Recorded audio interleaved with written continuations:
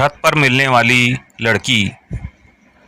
मैं हिमाचल प्रदेश का नहीं हूँ, मगर मेरे कुछ दोस्त हैं हिमाचल के।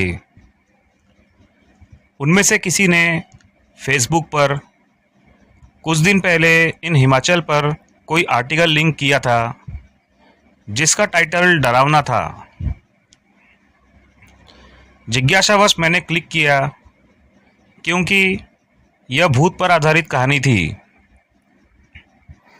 मेरी जिज्ञासा इसलिए भी ज़्यादा थी क्योंकि मैं खुद भूतों को लेकर बहुत जिज्ञासु हो गया हूँ। मैं जानना चाहता हूँ कि वाकई में भूत होते हैं या नहीं, क्योंकि मेरे साथ ऐसी घटना हो चुकी है जिसने मेरा जीवन बदल दिया है। पहले मैं सामान्य हुआ करता था, मगर अब मुझे मनोचिकित्सक की मदद लेनी पड़ रही है। मैं जानता हूँ कि साइकियाट्रिस्ट मुझे जो कुछ समझाता है वह इसलिए समझा रहा है कि मेरे मन से वह हम निकाले, मगर मैं किसी की बात पर यकीन नहीं करता। घटना दरअसल 1.5 साल पहले की है। उन दिनों मेरी नोएडा में जॉब लगी तो छतरपुर से आकर मयूर विहार फेज़ 2 में शिफ्ट हो गया। अकेले रहना पसंद है, इसलिए मैंने ऐसा फ्लैट ढूंढा जो किनारे पर था। उसका भी टॉप फ्लोर लिया ताकि एकांत में बालकनी में बैठ सकूं। मकान मालिक ग्राउंड फ्लोर पर रहते थे और बाकी के 3 फ्लोर्स पर फैमिलीज थी। चौथे फ्लोर पर मैं कुंवारा लड़का। मकान मालिक जैन थे तो कई सारी बंदिशें लगा रखी थी, जैसे कि घर में नॉन वेज नहीं बनेगा, शराब नहीं चलेगी, दोस्तों का शोर शराबा नहीं होगा, लड़की नहीं आ सकती आदि।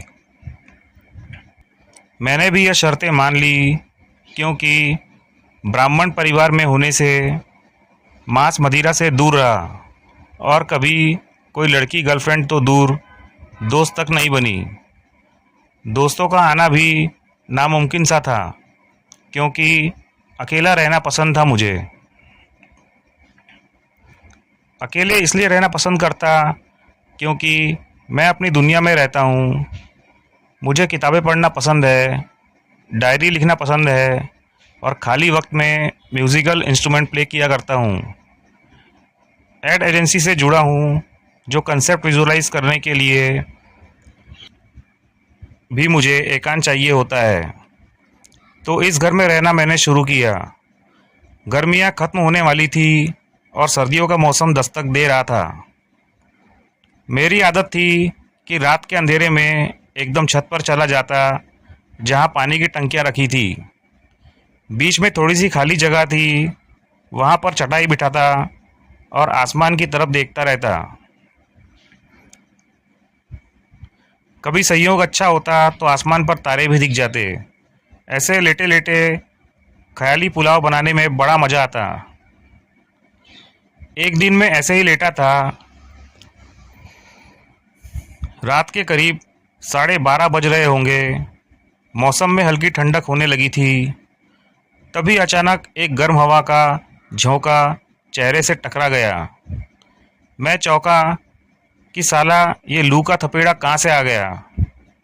चलो, आया होगा कहीं से। यह सोचकर भी मैं ख्वाबों में खो गया। कुछ देर बाद फिर वैसा ही थपेड़ा मेरे पैरों से होता हुआ धीरे धीरे चेहरे तक आया और सर्र की आवाज़ करता हुआ निकल गया। अब मैं सचेत हुआ और थोड़ा उठकर बैठ गया। इधर उधर देखा तो आसपास के ज़्यादातर घरों की लाइटें बुझ चुकी थी। इक्का दुक्का घरों की खिड़कियों से रोशनी आ रही थी। चूँकि मेरी छत काफ़ी ऊंची थी, इसलिए अंधेरा ही रहा करता था छत पर। मैंने फ़ोन की लाइट जलाकर इधर उधर देखा तो कुछ नहीं था। खैर, कुछ देर बाद मैं अपने कमरे में आकर सोने की कोशिश करने लगा। करीब 1:15 हुए होंगे कि अचानक कमरा महकने लगा। ऐसी खुशबू आने लगी जैसे किसी ने पॉन्ड्स का पाउडर छिड़क दिया हो। मैं उठा कि यार कहाँ से खुशबू आ रही है। मेरे पास तो ऐसी खुशबू वाला कोई पाउडर या परफ्यूम नहीं था। सोचा कि शायद किसी ने अपने घर में लगाया होगा, हवा से खुशबू बह आई होगी। मगर खुशबू बहुत तेज़ होने लगी तो बड़ी इरिटेशन हुई। मैंने सोचा कि बाहर जाकर खिड़की खोल लूं ताकि साफ़ हवा आए। मैं अंदर वाले कमरे से जैसे ही बाहर वाले कमरे में आया, वहाँ वैसे खुशबू नहीं थी।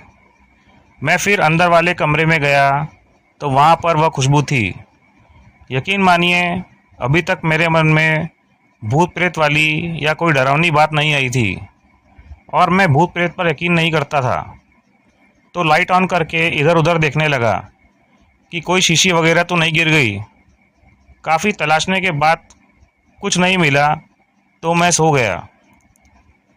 अगले कुछ दिनों में इन घटनाओं को भूल गया, मगर फिर से एक दिन वही खुशबू रात को 11 बजे से लेकर 1 बजे तक महकने लगी। मैंने यूं ही मकान मालिक को बताया कि जी रात को पता नहीं कौन पाउंड्स क्रीम या पाउडर की स्प्रे कर देता है कि सिर में दर्द होने लगता है। मालिक बोला कि बेटा अब किसको बोलेंगे, इतने किराएदार है यहाँ, क्या पता कौन करता है। खैर, अब उस खुशबू से दिक्कत होना बंद हो गई क्योंकि आदत हो चली थी। वह खुशबू जब तक आती रात को और अंदर वाले कमरे में ही आती। मुझे ही नहीं, कभी कभार मैं यहाँ रात को रुक जाने वाले दोस्तों को भी वह खुशबू आती।